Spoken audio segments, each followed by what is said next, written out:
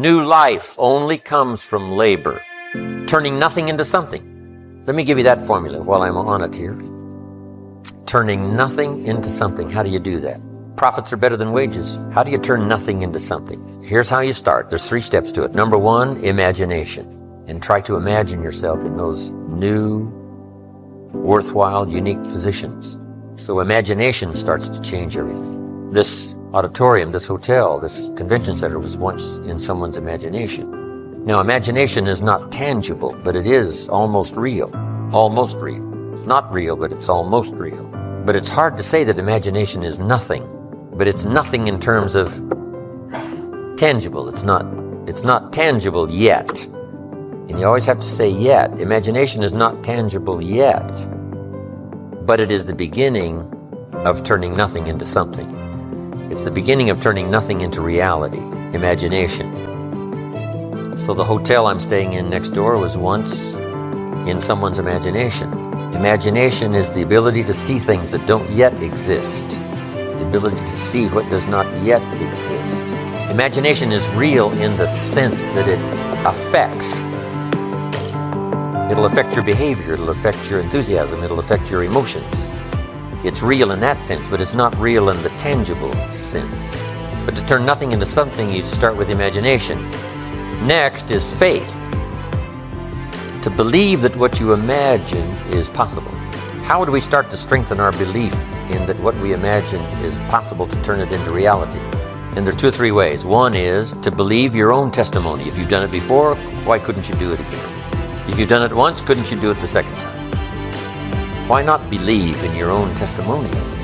If I did it before, I can do it again. I was rich by age 31 and broke by age 33.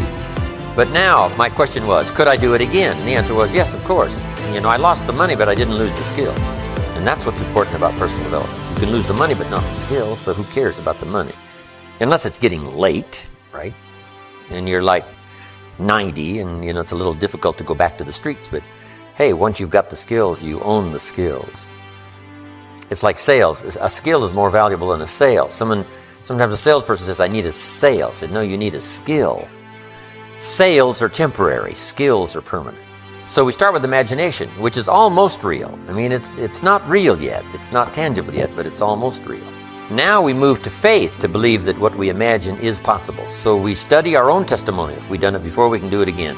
Here's what else we study. Other testimonials of somebody who did it. Somebody that built a hotel said, yes, I started with some plans and finally believed it was possible, and here it is. Say, well, if it's possible for one, it's possible for another. In fact, sometimes when we hear the testimonial, here's how they finish. If I can do it, you can do it. See, that's a classic testimonial that gives us now what we call faith. And one of the ancient wise writers said, faith is generated by what we hear. Faith is generated by what we hear. The vocabulary of what we hear, the vocabulary of what we read. That generates faith, to believe that it's possible. Now, faith is not reality. You can't say faith is nothing because it affects. It's like radiation. To us, it's nothing because it can't be seen. But radiation is so powerful, it can kill you. Right? You can't see it, but it has an incredible effect.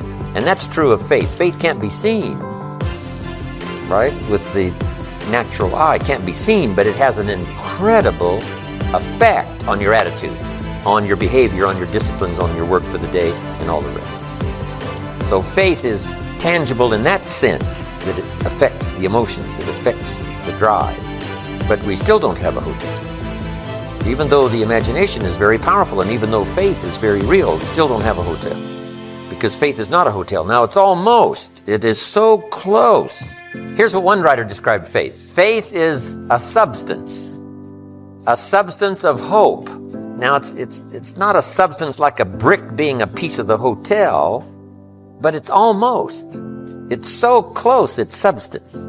And the writer also said it's so close, it's evidence. Now, not evidence you can see, but tangible evidence that's just as real as all of our human experiences that can't be touched, can't be seen. It's called the unseen magic. Language is the unseen magic. It can't be seen. The words can't be seen as they're transmitted from the speaker to the one who listens, but it can have a profound effect. That means it's more than nothing. Language is more than nothing, but to create something out of nothing, we start with imagination, then we move to faith, which believes it's possible, which is almost real. But now here's what we do with faith and imagination. We deposit it in disciplines and activity. Because faith without the activity serves no useful purpose. Imagination without the activity to translate it into reality serves no purpose. But wisdom and faith deposited in activity creates reality. The reality of a career, the reality of a hotel that wasn't there. Then this is a bit of a time management that will sort of translate into time management.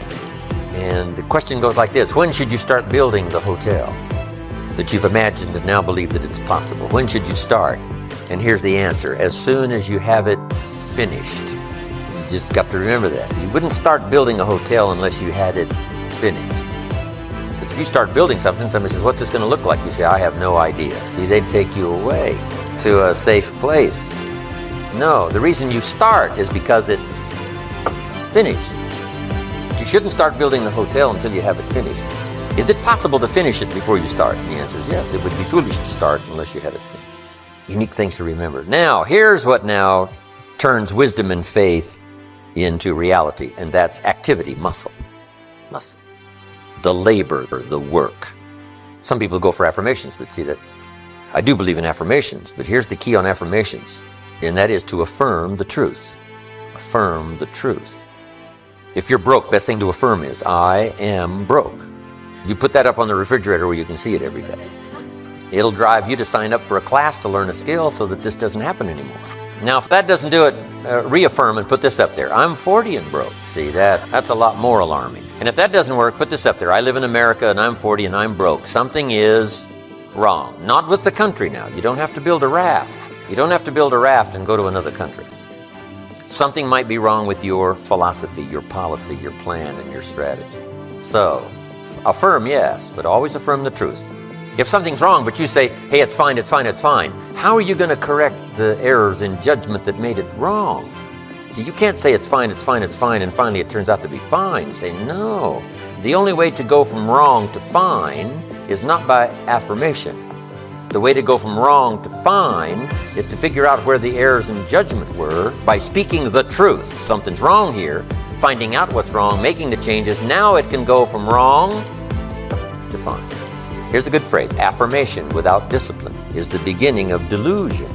Now here's what else the truth does. First, it sets you free to correct old errors in judgment. Here's what else it does.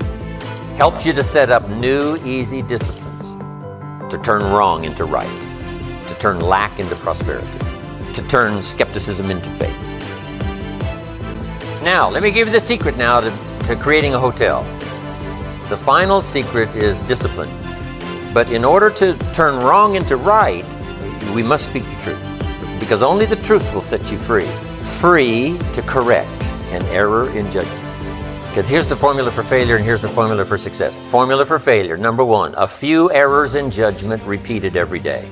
We call that the formula for failure. A few errors in judgment repeated every day. Now, why would you repeat an error in judgment the second day? Reason: failure doesn't occur at the end of the first day. If it did, it would be helpful, because then you wouldn't do that anymore. But errors in judgment are so subtle because they don't usually show their results until for a while. But a few errors in judgment repeated every day, every day, every day, and sure enough, you're way off course. Now, here's all you got to do is to turn that around. A few simple disciplines practiced every day, a few simple disciplines practiced every day starts to create success. Not at the end of the first day. The first day is the end of a new beginning. The first day. That you've started a new track, that you've started a new direction. So we must all speak the truth. So affirm the truth. Yes, affirm God is good. Yes, affirm life is full of possibilities. Yes, affirm all the truthful possibilities. But you don't need to try to trick yourself into saying something is okay when it isn't okay. Some people say every day in every way I'm getting better and better. And if that's not true, see, that we call that delusion. If it's not true. If it is true, then it's wonderful, it's fabulous. We should celebrate.